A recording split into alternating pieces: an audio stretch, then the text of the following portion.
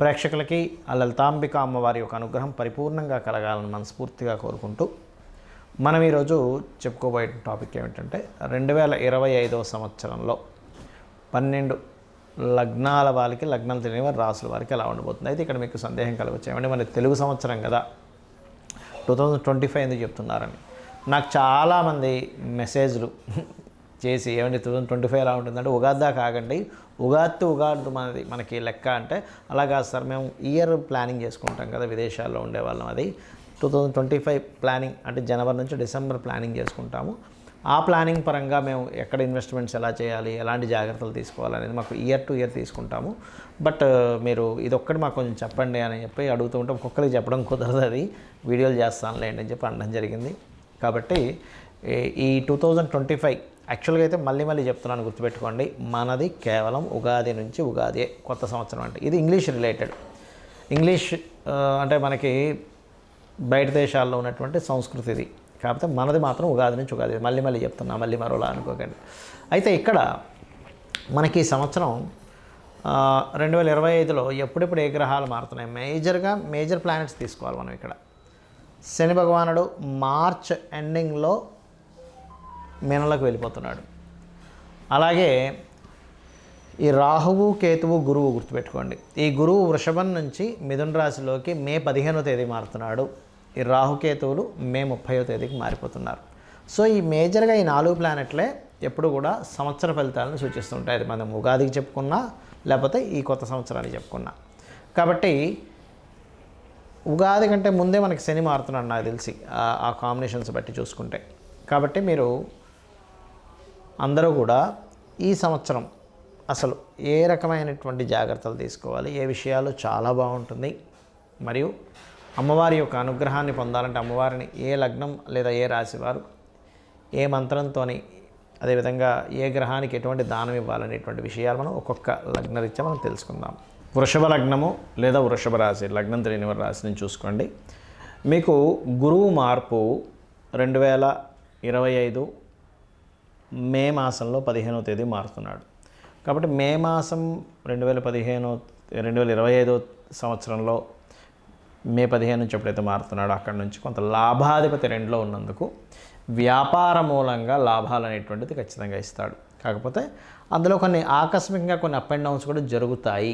ఎందుకంటే ఆ యొక్క గురువు ఎవరైతే ఉన్నారో అష్టమాధిపతి కూడా అయ్యాడు. ఇది మనం గుర్తుపెట్టుకోవాల్సిన అంశం. అయితే అటువంటి ఆకస్మికంగా జరగకుండా ఉండాలంటే అప్పుడప్పుడు కాస్త శనగలు దానంగా ఇస్తూ ఉండండి. అలాగే ఈ యొక్క శని మార్పు సహజంగానే లాభంలోకి వస్తున్నాడు శని.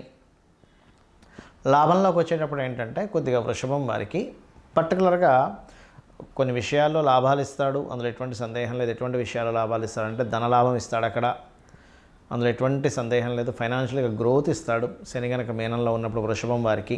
కాకపోతే ఏదైనా ఫైరీ రిలేటెడ్ సంబంధించిన అంటే బ్యాటరీస్లోని, లేకపోతే ఏదైనా ఈ చూడండి సోలార్ రిలేటెడ్ సంబంధించిన ఫ్యాక్టరీస్ లాంటివి కాస్త ఇన్వెస్ట్మెంట్స్ విషయంలో కొంచెం జాగ్రత్తగా ఉండండి. ఎందుకంటే ఈ శని వచ్చి గురురాశుల్లో ఉంటూ గురువు వచ్చి 2వ స్థానంలో ఉంటున్నాడు. ఇది చాలా ముఖ్యమైనటువంటి అంశం.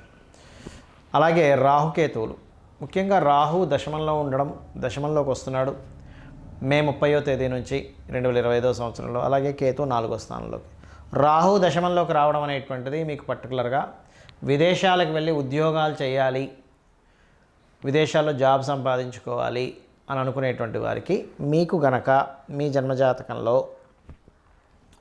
విదేశీ యోగం ఉంది, రాహు దశమంలోకి రావడం చాలా మంచిది. లేదంటే కొంచెం బలం తక్కువగా ఉంది అనుకునేటువంటి వారు రోజు 2 సార్లు హనుమాన్ చాలీసా చేయండి. చేసినట్లయితే ఖచ్చితంగా మీరు విదేశీ యోగము, విదేశాల్లో ఉద్యోగం చేసే యోగము, విదేశాలకు వెళ్ళే యోగం కూడా ఏర్పడుతుంది. అయితే 4వ స్థానంలో వచ్చేటువంటి కేతువు మాత్రం కొంచెం విద్యార్థులకి విద్యా సంబంధించిన విషయంలో స్ట్రెస్ని, ఏదైనా ఒక ఇల్లు కట్టుకుందాము లేకపోతే ఏదైనా స్టార్ట్ చేద్దాం అనుకున్నప్పుడు ఏదో కొన్ని ఆటంకాలను ఇస్తూ ఉంటుంది. కాబట్టి మీరు ఏదైనా విద్యా సంబంధించిన కానీ కన్స్ట్రక్షన్ రిలేటెడ్ సంబంధించినటువంటివి కానీ ప్లాన్ చేసుకునేటప్పుడు చాలా జాగ్రత్తగా ప్లాన్ చేసుకోండి. ఇది మెయిన్గా గుర్తుపెట్టుకోండి. ఇక మీరు చేయవలసినటువంటి దేవతా ఆరాధన విష్ణు సహస్రనామాలు ఎక్కువగా చేయండి. మీకు 4వ స్థానంలో కాస్త కేతు ఉన్నాడు కాబట్టి ఇలాంటి ఆటంకాలు జరిగేటప్పుడు లలితా సహస్రనామాల్లో ఓం వదనస్మర మాంగళ్య గృహతోరణ చిల్లికాయే నమః అనే మంత్ర సాధన చేయండి. ఆకస్మికంగా సంఘటనలు ఎటువంటివి జరగకుండా ఉండాలి. అష్టమాధిపతి 2లోకి కూడా వస్తున్నాడు, లాభాధిపతి కూడా అయ్యాడు. కాబట్టి జయ గురుదత్త, శ్రీ గురుదత్త అనే నామస్మరణ చేయండి, అన్ని విధాలా బాగుంటుంది. చాలామందికి కొన్ని అపోహలు ఉన్నాయి. ఏమిటంటే మూలా నక్షత్రంలో పుడితే మంచిది కాదని, ఆశ్లేష నక్షత్రంలో పుడితే అత్తగారికి గండమని. ఫస్ట్ ఇవి ఎక్కడా శాస్త్రాల్లో లేవు, గుర్తుపెట్టుకోండి. శాస్త్రపరంగా ఆశ్లేష నక్షత్రానికి అత్తగారి గండము లేదు, మూలా నక్షత్రంలో పుడితే ఇబ్బంది ఏమీ లేదు. మూలా నక్షత్రం సరస్వతీదేవి నక్షత్రం. ఆశ్లేష నక్షత్రంలో పుడితే అద్భుతమైన తెలివితేటలు ఉంటాయి వాళ్ళకి, గుర్తుపెట్టుకోండి. మంచి తెలివితేటలు అయిన వాళ్ళు ఉంటారు. ఎందుకంటే చంద్రుడు మూన్ బుధ నక్షత్రంలో ఉన్నాడు. ఇది మీరు అర్థం చేసుకోవాలి. మూలా నక్షత్రంలో పుట్టిన వాళ్ళకి ఆధ్యాత్మిక యోగం కూడా బాగుంటుంది. తల్లిగారు మంచి అంటే ఆధ్యాత్మికంగా ఉండే యోగాలు ఉంటాయి. బట్ ఎక్కడో కొన్ని జాతకాల్లో, ఒక 1000 జాతకాల్లో ఒకటి ఫోర్త్ లార్డ్ పాడైతే చెప్పలేం. కానీ అదర్వైజ్ ఇవి నక్షత్రాన్ని బేస్ చేసుకొని అస్సలు వీళ్ళకి వివాహం బాగోదని ఇట్లాంటి మూఢనమ్మకాల నుంచి బయటకు వచ్చేసేయండి ఫస్ట్. ఇక రెండవది, జ్యోతిష్శాస్త్రంలో లేనటువంటి కొన్ని విషయాలు ఎవరో జొప్పించి అనవసరంగా భయభ్రాంతులను చేస్తున్నారు. అవేమిటి అంటే ఏలినాటి శని వస్తే ఏమీ అవ్వదు, ఏ పని జరగదు అనుకుంటారు. తప్పు. ఏలినాటి శని వస్తే మీకు కొంచెం ఒక పనిని 4 సార్లు చేయాల్సి వస్తుంది అంతే. ఎందుకంటే నేను మీకు గతంలో ఒక 10 ఏళ్ల క్రితం కూడా కొన్ని వీడియోలో చెప్పాను. ఏమండి, సీనియర్ ఎన్టీఆర్ గారు ఏలినాటి శనిలోనే సీఎం అయ్యారు. పిఎం మోడీ గారు ఏలినాటి శనిలోనే ఆయన 10 సంవత్సరాలు ఏలాడు. ఇంకొక నడుస్తూనే ఉంది, ఇంకొక 11వ సంవత్సరం కూడా నడుస్తుంది. జగన్ గారు కూడా ఏలినాటి శనిలో అష్టమ శనిలోనే ఆయన సీఎం అయ్యాడు, మిథున రాశి అయింది. చంద్రబాబు నాయుడు కూడా సీఎం అయిందంటే అంటే అర్థం ఏంటి ఇక్కడ?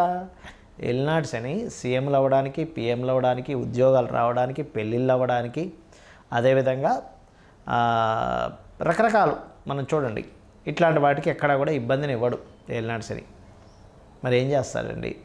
శ్రమనిస్తాడు. మనం కష్టపడుతున్న అవతల వాళ్ళు గుర్తించట్లేదని ఒక బాధ ఇస్తాడు ఏలినాటి శని. అరే నేను ఇంత మంచి చేస్తున్నానే అంటే ఏమిటి? రియలైజేషన్ కావాలి మీకు. నువ్వు ఎవరో గుర్తించాలని నువ్వు పని చేయకు. నీ పన్ను, నీ కర్మ నువ్వు చేసుకుంటూ వెళ్ళిపో. దానికి సంబంధించినటువంటిది ఏదైతే రిజల్ట్ ఉందో నాకు వదిలే అంటాడు శ్రీకృష్ణ పరమాత్మ. అలా ఏంటంటే మన కర్మ మనం చేసుకుంటూ వెళ్ళిపోవాలి ఏలినాటి శని టైంలో. ఇంకొక మూఢనమ్మకం ఉంది అందరికీ, కాలసర్పదోషము. అరే అక్కడ అసలు గ్రహాలన్నీ రాహుకేతులకు ఒక వైపు వస్తే కాలసర్పదోషం అని చెప్పారు శాస్త్రంలో. రెండవది,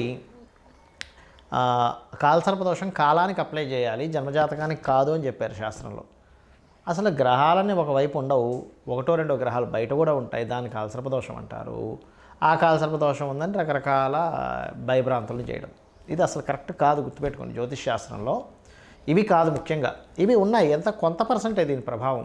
ఏలినాటి శని వస్తే కొంత శ్రమ ఉండడం, మనిషికి బద్ధకం రావడం, ఇవి ఉంటాయి. బద్ధకించకుండా, నిద్రపోకుండా మనం పని చేయాలి.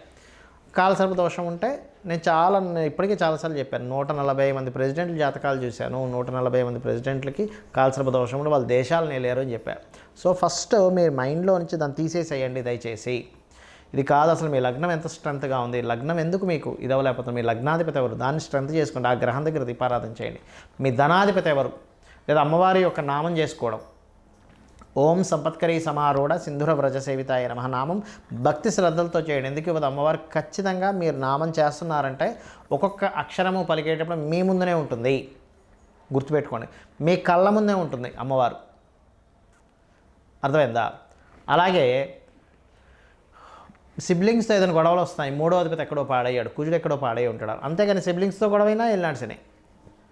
ఒక గృహం కట్టుకోలేకపోతున్నట్టు 4వ అధిపతి ఎక్కడ ఉన్నాడు, ఎలా ఉన్నాడని చూడాలి. అంతేగాని ఇక్కడ ఎలా ఉంటుందంటే, ఒక వ్యక్తికి చూడండి మోకాలకి దెబ్బ తగిలింది అనుకోండి, జ్వరం వచ్చిన మోకాలు దెబ్బ తగిలింది కాబట్టి జ్వరం వచ్చిందండి. థైరాయిడ్ వచ్చిన మోకాలకి దెబ్బ తగిలింది కాబట్టి థైరాయిడ్ వచ్చిందండి. కళ్ళు మసకబారుతున్నాయంటే మోకాలకి దెబ్బ తగిలింది కాబట్టి మసకబారుతున్నాయి అన్నట్టుగా ఉంటుంది పరిస్థితి. కాబట్టి అది కాదు, శాస్త్రం అది కాదు, గుర్తుపెట్టుకోండి. మీ అధిపతి మీ లగ్నం నుంచి ఎన్నో అధిపతి ఎలా ఉన్నాడు దాన్ని బట్టి మీకు ఇబ్బంది అనేటువంటిది మీ పూర్వజన్మ కర్మ వల్ల వస్తుంది. ఆ కర్మను తొలగించుకోవాలి. ఇంకొక మూఢనమ్మకం, అన్నిటికన్నా పెద్ద మూఢనమ్మకం ఉంటుంది, గుర్తుపెట్టుకోండి. మీరు చేసినటువంటి కర్మలు అంటే మీరు నేను అందరం గుర్తుపెట్టుకోండి, మనందరం చేసినటువంటి కర్మల ద్వారా మనం అనుభవిస్తుంటాం ఈ జన్మనెత్తి. ప్రతి జీవి కూడా దీన్ని తీసుకెళ్ళి దేవుడి కంట కడతాం. ఎట్లాగా? దేవుడు లేడు, దేవుడు ఉంటే నాకు ఇన్ని కష్టాలు వస్తాయా? ఇప్పుడు ఒక టీచరు చక్కగా క్లాసులో ఉన్న 50 మందికి క్లాస్ చెప్పింది, తర్వాత ఎగ్జామ్ పెట్టింది. వీడు సరిగ్గా టీచర్ చెప్పింది వెనక సరిగ్గా రాయకపోతే టీచర్ చెప్పనట్ట, టీచర్ లేనట్ట. నువ్వు చేసినటువంటి కర్మకి నువ్వు అనుభవిస్తున్నావు. అది మంచి కావచ్చు, గుడ్ ఆర్ బ్యాడ్. గుడ్ అయినా మీ కర్మే, గుర్తుపెట్టుకోండి. మీకు ఒక బాగా కలిసి వచ్చిందన్నా మీ కర్మే, మీకు ఇబ్బంది పడుతుందన్నా మీ కర్మే. కాబట్టి ఎన్ని పనులున్నా ఏమైనా ఒకటే గుర్తుపెట్టుకోండి, అమ్మవారిని ఆరాధన చేయాలి, రోజు లలిత సహస్రనామాలు చదువుకోవాలి. లేకపోతే మీ ఎవరైనా సరే అంతా ఒకటే గుర్తుపెట్టుకోండి. శివుడు వేరు, నారాయణుడు వేరు, అమ్మవారు వేరు, ఇవన్నీ పిచ్చి మాటలు అనమాట. అంతా ఒకే బ్రహ్మం, ఒకే ఈశ్వరుడు ఇన్ని రూపాలుగా ఉన్నాడు అనేటువంటిది అర్థం చేసుకుంటూ మీ అందరూ కూడా ఈ 2025 సంవత్సరం అమ్మవారి అనుగ్రహంతో బాగుండాలని మనస్ఫూర్తి కోరుకుంటూ శ్రీమాత్రే నమః.